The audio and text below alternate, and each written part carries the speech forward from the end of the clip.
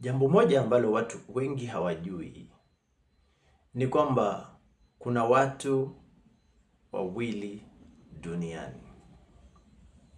Aina ya kwanza ni watu wenye matumaini. Aina ya pili ni watu wasiokuwa na matumaini. Watu walio na tumaini wanatumaini ambalo litawasukuma mpaka maisha baada ya kaburi. Acha niongee mambo matatu kuhusu watu walio na tumaini. Watu walio na tumaini la kweli huweka tumaini lao kwa Mungu. Jambo la pili, hawa watu husikia sauti ya Mungu anenapo.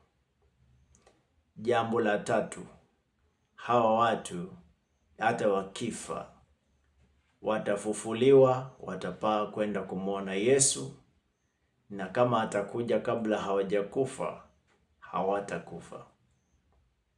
Hao ndio mambo matatu kuhusu watu walio na tumaini.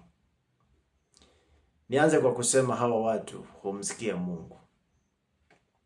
Lakini swali ni kwamba Mungu huongea vipi? Maanake tuko katika kizazi ambacho watu wengi wanakaa ni kama kwamba wametatizika, hawaelewi Mungu hunena vipi. Acha nianze hapo. Mungu hunena kupitia kwa neno lake. Namba 2, Mungu hunena kupitia kwa Roho wake. Kwa neno lake vipi?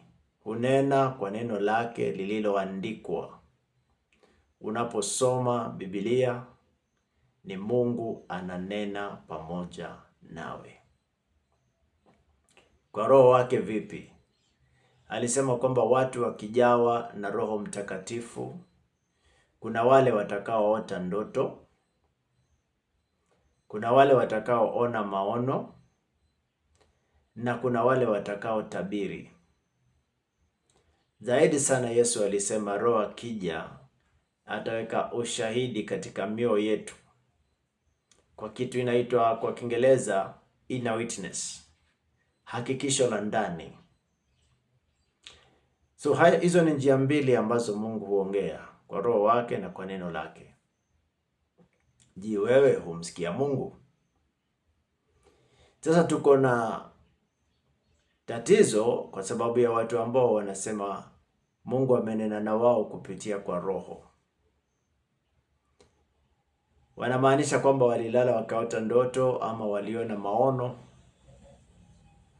ama walitolewa unabii wakauamini. Lakini swali ni kwamba utajuaje hiyo ndoto au hayo maono au huo unabii ulikuwa umetoka kwa Roho wa Mungu? Ndipo hapa napenda nikwambie, tunatumia neno la Mungu kupima kila kitu. Ikiwa ndoto yako, maono na unabii haziendanishi na neno lililoandikwa, kama kuna hitirafu pale, basi ile ndoto usichukulie kuwa ya maana, au maono ama unabii. Sawa? Hivyo ndivyo Mungu huongea, lakini watu wenye tumaini humsikia Mungu. Katika kumsikia Mungu pia hapo kwa Roho wake, kuna wale wanasikia mhubiri. Unapomsikia mhubiri akihubiri, kama analihubiri neno la Mungu la sawa, hiyo huwekwa katika kitengo cha unabii. Kwa sababu unabii ni mtu kuyanena yale yaliyo katika mawazo ya Mungu sasa, ama yale ambayo yatakayotokea. Huo ndio unabii. Hilo ulijue. Basi kama wewe unatumaini, lazima masikio yako yanafunguka kumsikia Mungu. Kwa hivyo usiwe unangojea kwamba Mungu lazima atapita kwa ndoto peke yake, au kwa maono, au mpaka umwone nabii ndio usikie. Mungu anaweza kunena na wewe kwa kujisomea Biblia yako hapo ulipo. Kama unatumaini, utamsikia Mungu. Jambo la pili, watu wenye tumaini huwa hawavunjiki moyo. Wanalo lile wanalolishikilia, hawafi moyo. Wanajua Mungu anataka nini, wanajua Mungu anatarajia nini kutoka kwao. Ni watu walio na mwelekeo. Hawa watu watakapokufa siku ya mwisho wa maisha yao, tumaini halifi, litabaki pamoja na wao. Na hawa ni watu ambao Yesu atakapokuwa anarudi, atasimama kwa hewa, kwa anga huko juu, na hawa watafufuka, wataenda kukaa pamoja naye milele. Na kama kuna wale watakuwa hawajakufa, watageuzwa mili, wapate mili ya kiroho inayopaa, na hivyo ndivyo watakavyokwenda kukaa huko mbinguni pamoja na Yesu milele. Tumaini linatuonyesha ya kwamba usihofie mambo ambayo unakabiliana nayo huku duniani.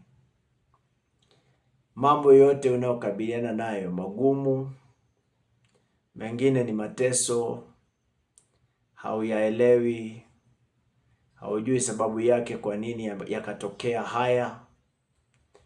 Ningekuomba uamini ya kwamba haya yote yatakwisha. Shida unazozipitia zitakwisha.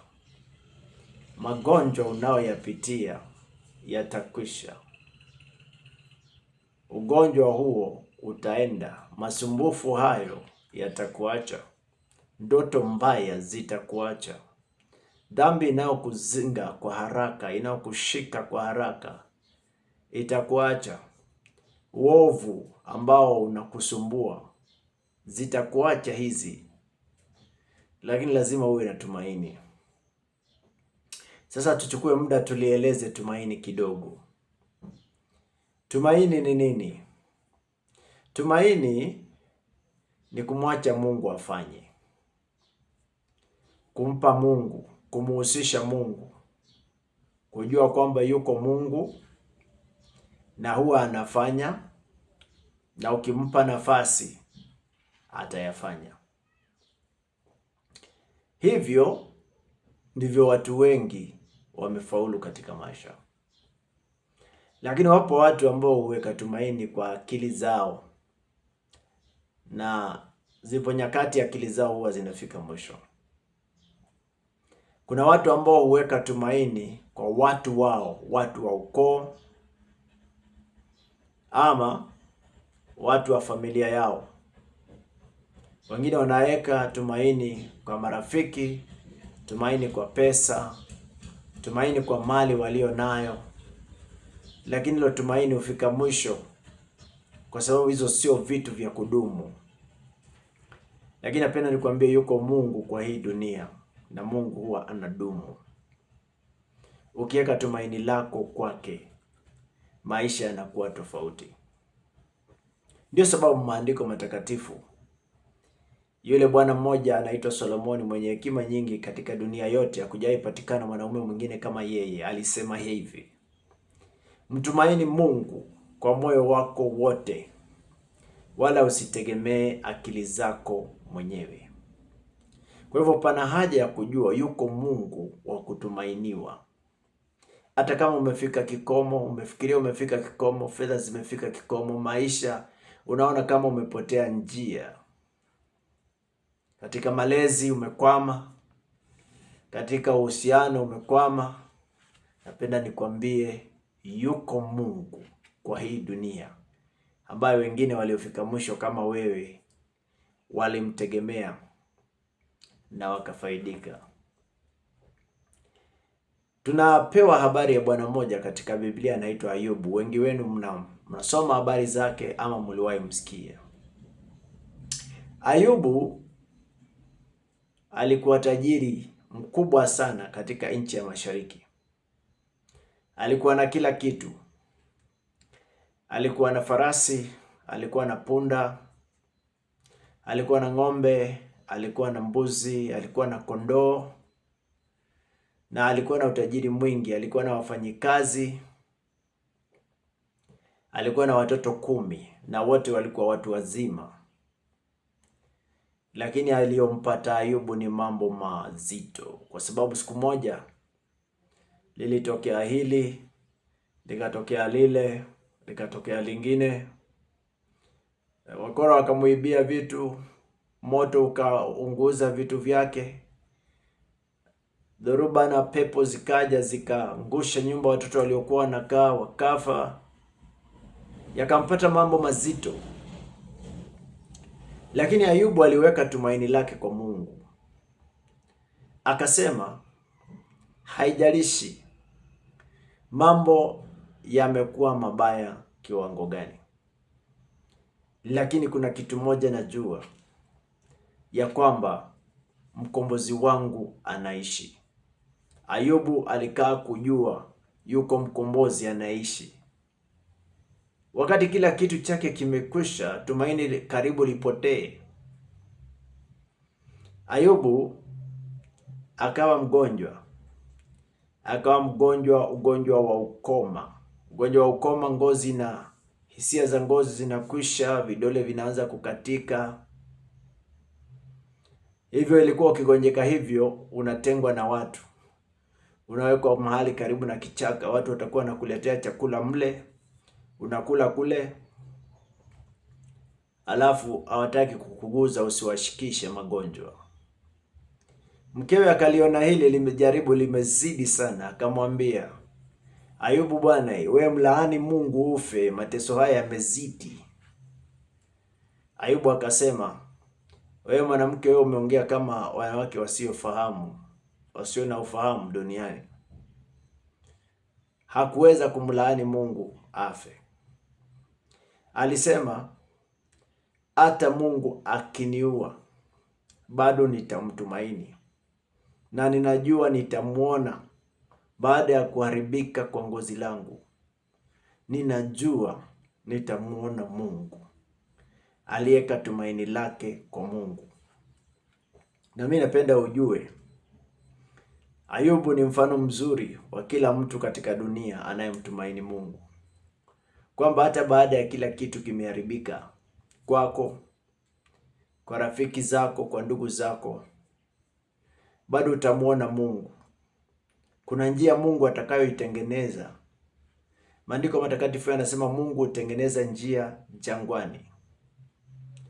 Katika jangwa, wengine wenu hamjawahi jua maneno ya jangwa. Siku zingine nimetembelea jangwa linaitwa Chalbi Desert.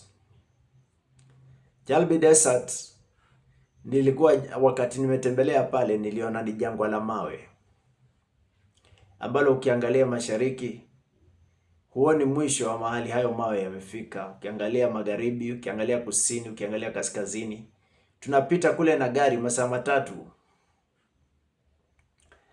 Hilo jangwa ni kubwa. Hakuna vitu zinamea huko, hakuna watu wanaishi huko. Gari ilikuwa tatizo kubwa sana kupita.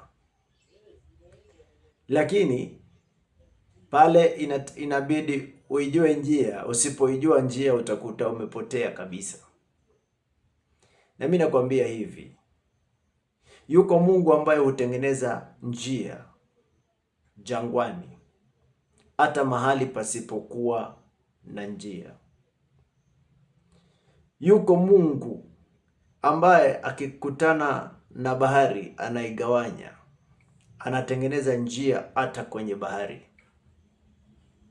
na mnapita, unafika ukingo ule mwingine, unatokea unaangalia nyuma, unashindwa nimepitaje huku. Yuko Mungu ambaye hutuliza dhoruba. Kama dhoruba zimekuwa nyingi na kali, yuko Mungu ambaye hutuliza hizo dhoruba. Yuko Mungu ambaye huponya magonjwa yasiyoponyeka, kama kansa, kama ukimwi, kama magonjwa ya kisukari, kama magonjwa ya pumu, magonjwa ya pressure. Yuko Mungu ambaye anaponya magonjwa kama hayo. Yuko Mungu ambaye anafufua mpaka watu waliokufa. Alifufua wakati Yesu alikuwa duniani, alimfufua Lazaro, akamfufua kijana mwingine wa mama moja mjane, akamfufua binti mwingine aitwa binti Yairo. Na tunasimuliwa habari zaidi kwamba Paulo alifufua kijana mmoja alikuwa ameaga. Petro alifufua mama moja anaitwa Tabitha Dorkasi. Kwa hivyo kuna Mungu ambaye hufufua mpaka watu waliokufa. Hilo tumaini lako liweke kwake. Tumaini hufanya kazi unapofikiria juu ya nguvu ambazo hurudisha mambo vile yalikuwa ama kuyafanya bora zaidi. Neno la Mungu linasema hivi ya kwamba wakati Yesu alifufuka, alikaa katika mkono wa kuume wa Mungu Baba. Hapo anapoketi Yesu hawezi kufa tena.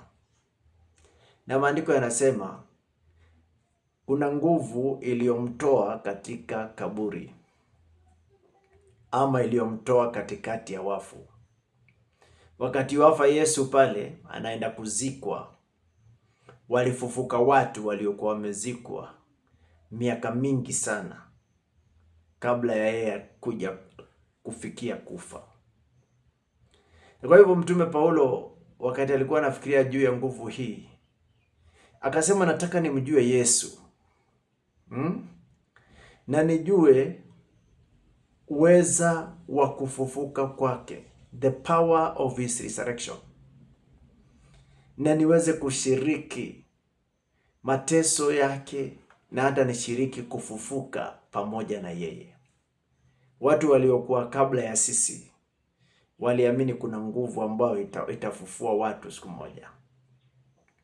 Na ninapoongea juu ya watu wenye tumaini, Mtume Paulo aliandika hivi: sisi wale tulio na tumaini ndani ya Mungu, siku moja, siku ile ya kuja kwa Yesu, malaika mkuu atapiga tarumbeta huko kwa anga, na wale waliokufa ndani ya Kristo watafufuka, na watafufuka kwanza. Na sisi wale tutakuwa bado tumebaki hai, tutageuzwa mili yetu na tutapaa kwenda kwa anga, na hivyo tutakuwa pamoja na Bwana Yesu milele. Hiyo siku yaja kwa wote walio na tumaini. Hiyo siku yaja. Nimekuja nikwambie, inakupasa uwe na tumaini. Kuna mambo matatu Mtume Paulo alisema ambayo hayatapita. Jambo la kwanza ni upendo. La pili ni imani. La tatu ni tumaini. Inakupasa uwe na haya mambo matatu, ndio uweze kuwa mtu ambaye hata shikwa na huzuni ya milele. Nikwambie pia mambo yaliyo katika dunia hii ni ya muda. Na kwa hivyo inafaa kama unaweka tumaini unaliweka kwa Mungu. Ukishaweka tumaini lako kwa Mungu, unafanya haya mengine yote ukijua yuko Mungu. Napenda niingie ndani kidogo. Maandiko matakatifu yanasema dunia na vyote vijazavyo ni mali ya Mungu. Watu walioko katika dunia wote ni wa Mungu, na mali iliyoko katika dunia yote ni ya Mungu. Kwa hivyo Mungu ndiye mwenye kushika uhai wa watu. Yeye ndiye anajua hatima yako. Ndiye anayejua umetoka wapi. Ndiye anajua unakwenda wapi, na ndiye anajua uko wapi hata wakati kama huu. Na kwa hivyo ukimjua yeye, ukiweka tumaini lako kwake, anavyoyaongoza maisha yako utafikia. Lakini maisha ya watu wengi yanakaa kupotea kwa sababu hawajataka kuwa na uhusiano na huyu Mungu. Wamekuwa na uhusiano na dini. Anajua kiongozi wa dini, anajua taratibu za dini, lakini je, huyu Mungu unamjua? Kuna watu wanajua kuomba lakini hawajui Mungu. Kuna watu wanaojua kutoa.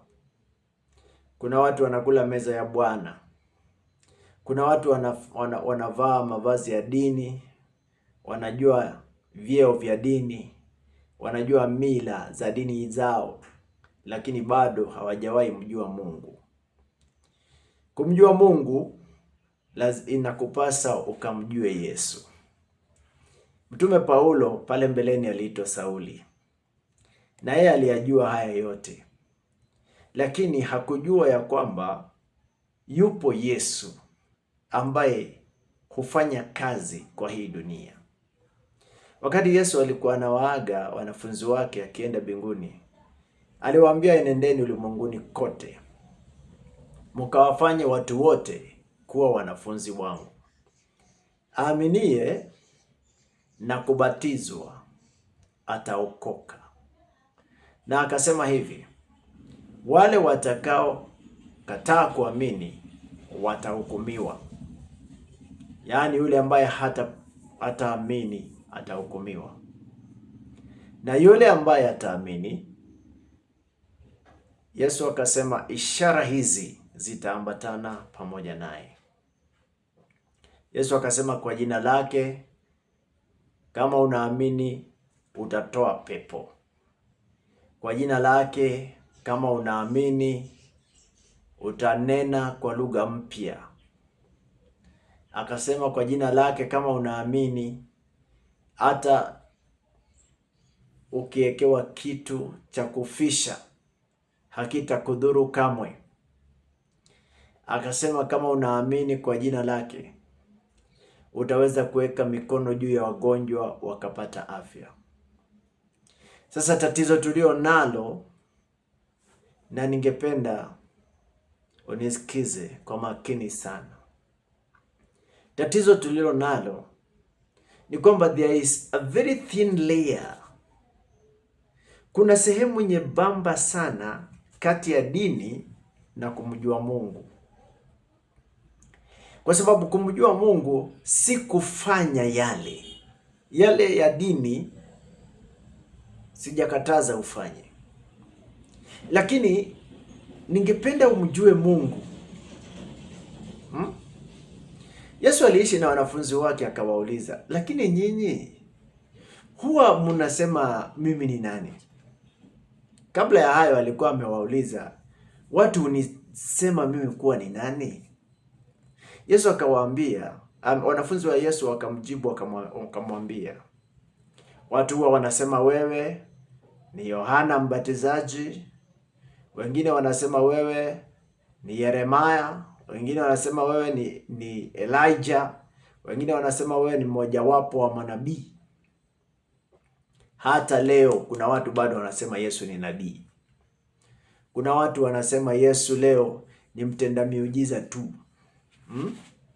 Kuna watu ambao watamtaka Yesu tu juu wana haja ya muujiza. Hakuna haja abarikiwe, mali zake ziongezeke, apone. Yesu akawauliza wanafunzi wake, na nyinyi hunitaja mimi kuwa ni nani? Petro akawa wa kwanza kuongea, akasema hivi, wewe ni Kristo, mwana wa Mungu aliye hai. Ile neno Kristo ni kwamba wewe ni mfalme. You are the Christ. Wewe ni mfalme. Na Yesu akamwambia, hilo ulilolinena wewe hukulinena kutoka kwa mawazo yako mwenyewe, sio mwili na damu zimekufunulia haya, lakini Baba yangu aliye mbinguni ndiye amekufunulia haya. Kwamba kumjua Yesu sio kufanya zile taratibu za dini. Na hivyo ndivyo watu wengi wamefikiria kwamba kuokoka ni kuacha kutenda yale uliokuwa unatenda na kuanza kutenda mema. Na wameweza kutegemea ule uweza wao. Na ule uweza wao hushindwa. Wamejaribu kuacha hili, wamejaribu kuacha lile, wamejiwekea sheria, wamejiwekea mikakati, wamejiwekea mipaka, lakini mara nyingi wanajikuta wanashindwa. Kwa sababu gani? Hawajawahi mjua Mungu. Mungu ukimjua, jambo moja una uhakika nalo. Yeye hukupatia ufunuo ya kwamba Yesu ni nani. When you know God, anakupatianga ufunuo ya kwamba Yesu ni nani. Na unapomjua Yesu, unajua kwamba yeye ni mfalme wa dunia yote. Alipokuwa na wanafunzi wake alisema, Baba amenikabidhi vitu vyote. Kisha akasema, nimepewa mamlaka mbinguni na duniani.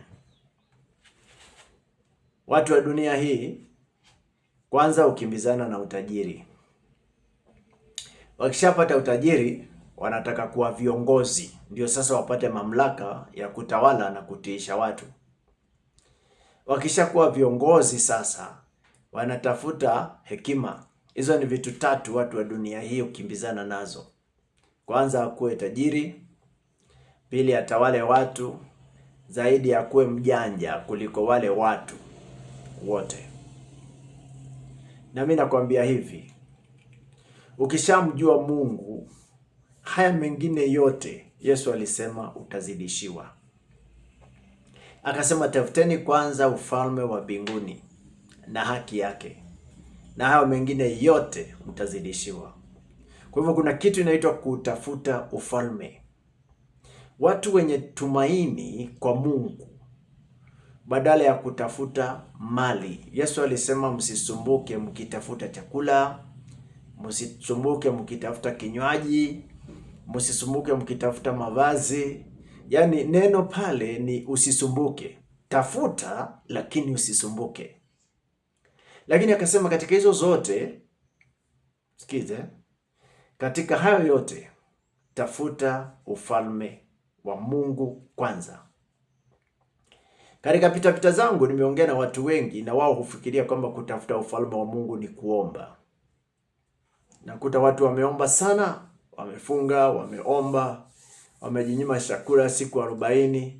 Akimaliza hapo mapepo ya mnyonga, akimaliza hapo magonjwa ya mwandama, akitoka hapo hata dhambi zingine zinamzonga, zinamzinga. Napenda nikwambie hivi, ufalme wa Mungu kuupata lazima upate ufunuo. Yesu alimwambia Petro, na juu ya mwamba huu, mwamba wa ufunuo, nalijenga kanisa langu. Na milango ya kuzimu, malango ya kuzimu ni hizo vitu sasa zinakusumbua. Uko na taratibu zote za dini, lakini dhambi ya kusumbua, magonjwa ya kusumbua, mapepo ya kusumbua, zinaitwa malango za kuzimu. Yesu alisema, nalijenga kanisa langu, na malango ya kuzimu hayataweza kulishinda. Umjue yeye kama mfalme. Ukishamjua yeye, uweke tumaini lako kwake. Ukiweka tumaini lako kwake, utakuwa na kitu cha milele ndani yako. Na kuweka tumaini lako kwake ni kumwambia, sasa mimi nimeacha kutumainia vitu zingine na kutumainia wewe. Mali hii ni yako, watoto hawa ni wako, uhusiano huu ni wako. Kumwachia atawale. Ukimwachia yeye atawale, utaona atakavyokusaidia, kwa sababu atazilinda, atakulinda wewe na atakupatia kulingana na baraka yako, manake kila mmoja ana baraka yake. Wewe utatia bidii na yeye atakusaidia katika yale usiyoyaweza na yale unayaweza pia. Kwa hivyo nimekuja kukuambia hivi, uwe sehemu ya watu wale walio na tumaini na wanaoweka tumaini lao ndani ya Yesu, ambao humsikia Mungu. Kama huna tumaini, unaweza pata tumaini leo. Yesu alisema hivi, tazama niko pamoja nanyi mpaka ukamilifu wa dahari. Yaani niko pamoja nanyi siku zote. Hivi leo Yesu yuko pamoja nami na yuko pamoja na wewe unaponisikiliza. Lakini anasema muiteni. Alisema muiteni naye atawaitika na atawaonyesha mambo makubwa na magumu msiyoyajua. Jifunze kumuita Yesu. Unapomuita Yesu katika hali zako, atakuja na atakusaidia. Yeye ni zaidi ya malaika. Kuna wale walitegemea malaika, wakategemea majini, wakategemea maruai, lakini hazina nguvu zile kumliko Yesu. Liite jina la Yesu na utakuwa salama. Napenda unapokuwa na tumaini lako na unapokuwa na imani yako, uruhusu moyo wako umpende Mungu. Yesu alisema hivi, sheria zote 10 zinafungwa na sheria moja tu: kumpenda Mungu wako kwa moyo wako wote, kwa akili yako yote, kwa nguvu yako yote na kwa kila kitu chako chote. Nimekuja kukuambia umpende Mungu, na unapompenda Mungu, yasiyowezekana kwa mwanadamu yatawezekana kwa Mungu, kwa sababu Mungu atakuwa sehemu ya mipango yako ya kila siku. Na kila unapotoka asubuhi, sema Yesu, naomba uniongoze siku ya leo katika kila jambo. Na utaona makubwa, na utarudi hapa kuniandikia kwa comment kusema mwalimu, hakika ulioyanena ni kweli. Napenda nikomee hapo kwa leo. Na mimi nikwambie hivi, kama neno hili limekubariki, kama limekufaa, linaweza kumfaa na mtu mwingine pia. Kwa hivyo usisahau kushare, kulike, kucomment na kusubscribe. Hadi kipindi kingine kijacho, ni mimi wako mwalimu na mshauri wa jamii. Mungu akubariki na yote yanawezekana. Asante.